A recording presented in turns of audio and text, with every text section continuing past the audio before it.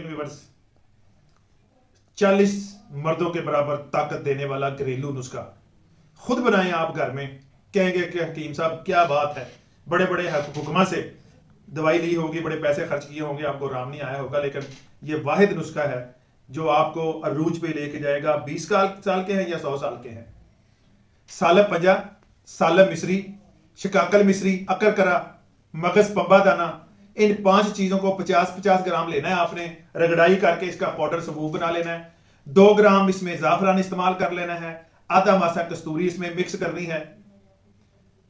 जब ये मिक्स हो जाए किसी शीशे के जार में आपने सेव कर लेना है।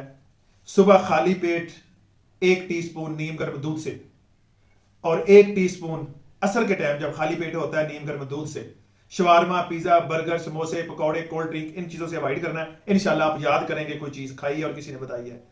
मेरी वीडियो को ज्यादा से ज्यादा शेयर करें। इसी के साथ जा चाहता हूं मिलता हूं नेक्स्ट वीडियो में, तब तक के लिए अल्लाह हाफिज।